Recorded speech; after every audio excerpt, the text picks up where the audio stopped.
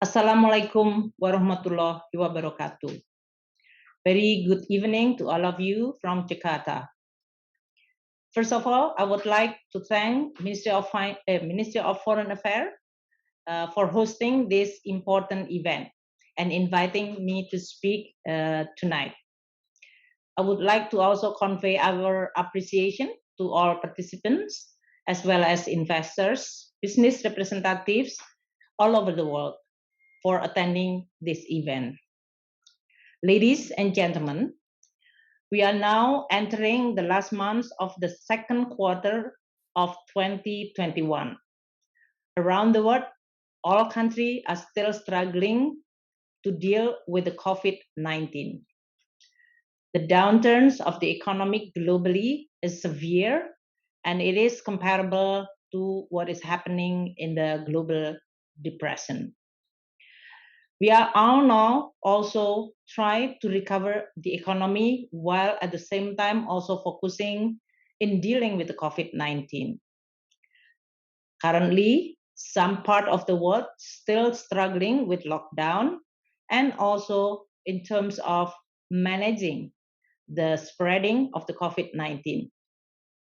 The lockdown as well as the effort to prevent the spreading of COVID will eventually impacting the social and economic activity. Indonesia has been quite fortunate that since 2021, we are able to manage and control the COVID-19. We are hopeful that we are going to continue have this health discipline and practices, which is adopted by all the population, including the most important local government, so that we are continue able to control the spreading of the COVID-19 while at the same time recovering the economy. Indonesia also has been fortunate to secure more than 400 million doses of vaccine COVID-19, and will be sufficient to inoculate around 181.5 million targeted people. We do hope that the vaccination program and the continued health protocol adopted by the people will be able to manage this COVID-19 threat, while at the same time our focus to recover the economy will be continued. Indonesia economy is showing the recovery, although in this case is still in a very gradual pace, but we expect on the second quarter of 2021, the acceleration of the recovery is going to happen. The first quarter in 2021, economic growth is still at the negative territory, but almost near to the 0%. That is the minus 0.74. We will continue accelerate the economic recovery through many of our policy instruments. Strong recovery has been indicated through various indicators. Consumer confidence index has reached above 100, which is pre-COVID level is being surpassed. Retail sales index also continue increase very strongly.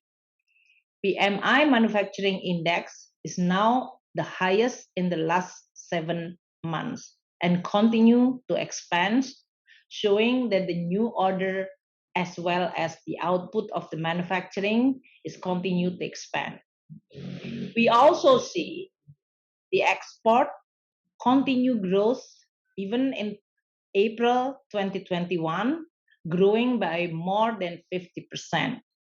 And this is accompanied also by the import, especially for raw material and capital goods. Indonesia economic growth this year is expected in the range of 4.5% to 5.3%. This is a recovery that is going to be supported by the government policy, especially the fiscal policy. With the strong vaccination and strong discipline at the health protocol, we are hopefully can continue strengthening the momentum of recovery. Let me now explain how the government fiscal policy, which is playing a strategic role in recovery of the economy. As we all know, that COVID-19 is affecting not only people health or the society, but also disrupting or affecting very significantly economic activity. The fact that people cannot mobile or make the activity outside the house has severe impact to the employment as well as business activity. Fiscal policy and fiscal instrument play a very important role in countering this downside risk from COVID-19. Using our budget, especially on the spending side, we design what we call it handling of the COVID-19 and economic recovery program. The economic recovery program consists of support for households, especially the most vulnerable one, and also support for the small medium enterprises using our spending as well as the tax incentive, tax relief, and also support from the credit relaxation guarantees that hopefully will restore the economic activity. With the consequence of the economic downturn coming from the COVID, our revenue collection is also contracted in 2020, while the spending increased significantly. That's why through our emergency law, which is approved by the parliament, the government were able to expand the deficit of our budget to 6.1% of GDP last year. This is extremely different from what the Indonesia traditionally practices in the past 20 years, in which fiscal deficit should not exceed 3% of our GDP. But this is an extraordinary time, extraordinary challenge, and extraordinary task. That's why we are also adopting an extraordinary policy. Even with this widening fiscal deficit, our debt to GDP ratio is still relatively modest comparing to many countries, both in the United States, European, Japan, or other countries. The debt to GDP ratio with this increasing deficit reached the level of 39.4%. Indonesia continue managing our fiscal policy, the most important tools in dealing with this COVID, as well as recovering the economy in a very careful and prudent way. That's why the credit rating agency maintained stable outlook rating for Indonesia. This is especially coming from Fitch, Moody's, Japan Credit Rating Agency, and Rating and Investment Agency.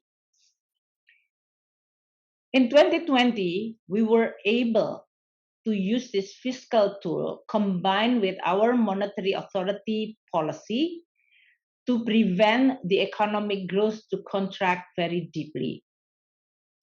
We were suffering from the COVID just like many other countries in the world.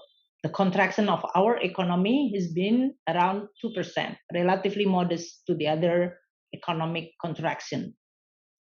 But the challenge ahead in 2021 and the future is how to recover faster, stronger, and sustainable way.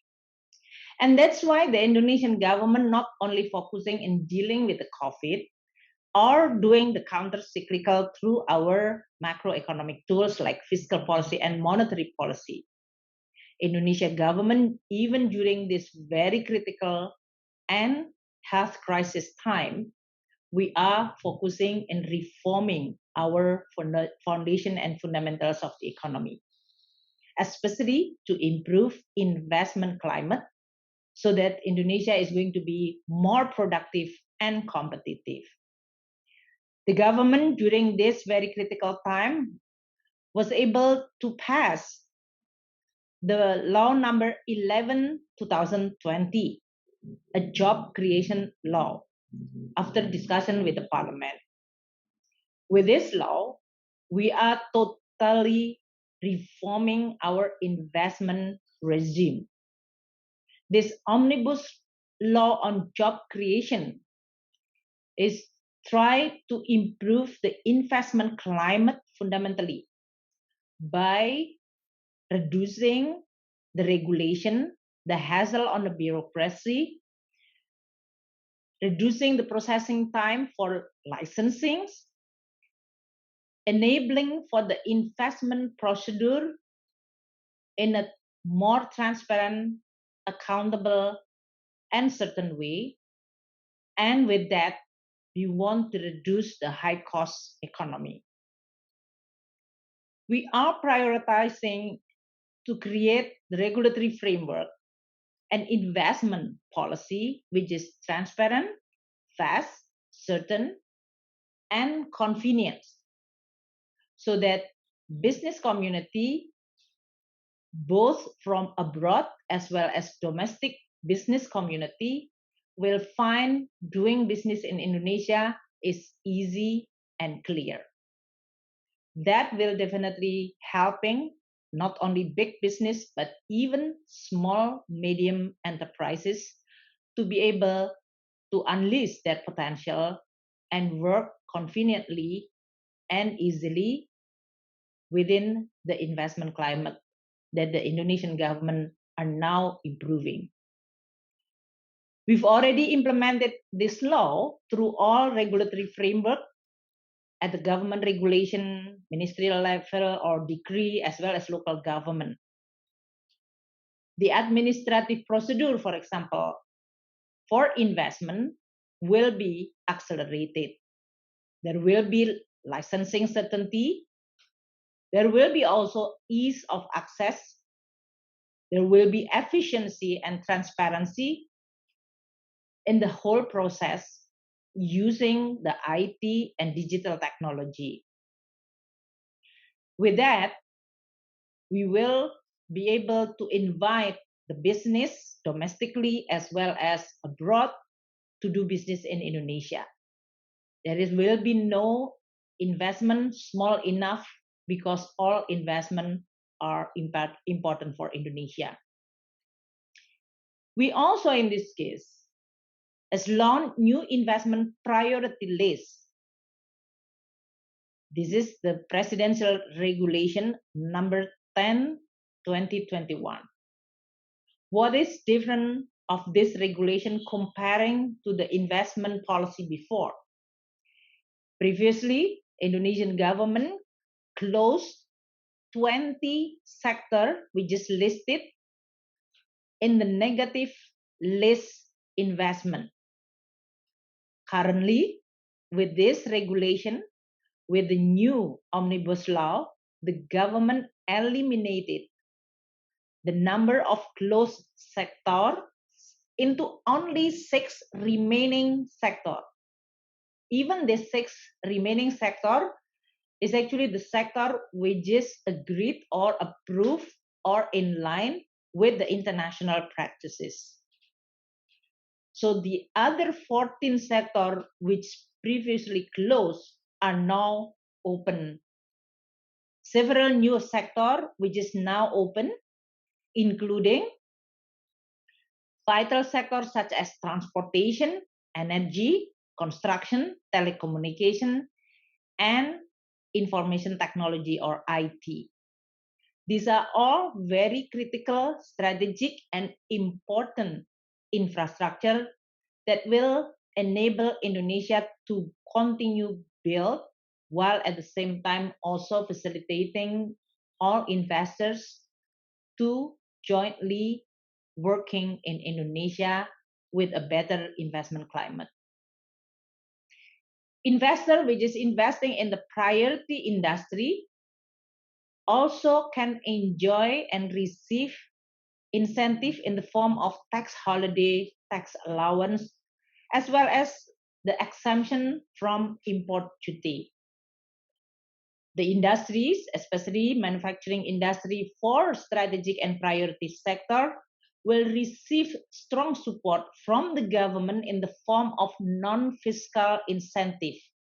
For example, priority on attaining business license, work permits, and supporting infrastructure, including energy supply and raw material guarantee.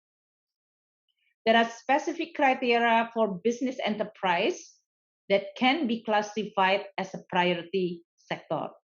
For example, these strategic sectors included those who work related to national strategic project, capital intensive project, or the project which have research and development or innovation element. We also support export-oriented and use advanced technology as a priority sector that will be developed in Indonesia. We also open new investment priority lists, including those areas which create high value added activity. Our focus in this case is to create an investment climate which is friendly, easier, transparent, so that the productive investment can be conducted in Indonesia. With that, we do hope that we are going to be able to transform the Indonesia economy, which is aligned well and supporting with our vision to create Indonesia Maju in 2045. With the Omnibus Law on job creation and all reform, we are continue to also diversify our financing side. The Omnibus Law on job creation created Indonesia Sovereign Wealth Fund, or we call it Indonesia Investment Authority, INA. With this INA, we are opening a new opportunity for our partner investment fund to invest in Indonesia in an equity form. We take the opportunity and the risk together, and they enjoy a lot of government support. INA, as a new entity, which is sui generis, specifically designed, have a global strong legal basis that create legal certainty. The governance of INA is being designed in a way that can create confidence with the transparency, recruitment of the professional, board of director and supervisory, and also in creating a good governance according to Santiago principle. There is also flexibility and ability to adopt international investment best practices. We also will use this INA in order for us to be able to transform the state-owned enterprises and strategic projects so that they are going to be healthy with a positive high return and efficiency as well as excellent delivery. I'm happy to inform you that with this establishment, INA was able to mobilize funding with our own funding, 750 million US dollar. We were able to attract 3 billion foreign investors to invest in the infrastructure, toll road platform. INA also has signed MOU with our BPJS Ketenagakerjaan, that is our labor insurance, in which the latter has already committed to invest around 25 trillion or 1.7 billion within INA. This is just an early start of our sovereign wealth fund, which hopefully will be able to provide alternative investment that will invest to Indonesia, including a different risk appetite. Ladies and gentlemen, with all this effort which the government is doing, we will use also our fiscal policy not only addressing the issue of COVID and recovering the economy, but we will also investing on a human capital, reforming bureaucracy, and continue building infrastructure in a sustainable way. We will use our investment instrument like fiscal policy in order for us to be able to create the right investment climate. Using the fiscal policy in order for us to be able to also provide the right signal for where the investment is going to be placed, because it is reflecting a huge potential of the Indonesia economy. The economy with the size more than 1 trillion, with the big domestic market and huge potential in terms of natural resources, as well as the reform by the government that will create the right incentive for the investors. Indonesia also participating and concerned about climate change. So since 2016, on the fiscal side, we implement climate change budget tagging. This is also combined with our incentive to provide more low carbon growth, especially on the energy sector as well as other sector. We are currently also spending our climate related budget, which is around 6.2 billion per year, or around 4.1% of our state budget. Of course, this is not going to be adequate. We need more investment that will also invest in the area that will also contribute to the achievement of the climate change program, preventing the world to increase the temperature, avoiding the catastrophic implication of that. And that's why we are going to use our instrument, both fiscal and non-fiscal, to attract more investors who's committing also in this climate change program. We use our instrument, for example, like bonds, green bond, as well as using our instrument like spending and incentivize local government in order for us to be able to continue attract more investors in the area of renewable energy, mass transportation, and the area which is important for our climate change program. So Indonesia is open for business, and the government committed very strongly to improve the investment climate. And we, while also addressing the issue of the COVID-19, we will continue to make sure that Indonesia will work with all our stakeholders to establish a good and sound investment climate. I do hope you are all is going to join us to see and also to invest in Indonesia, a place and a country in which we welcome all the investment, a good investment with a good sound principle to invest in Indonesia. Investing in Indonesia is good for the country and is good for the investors.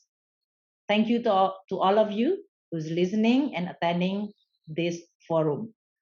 Wassalamualaikum warahmatullahi wabarakatuh.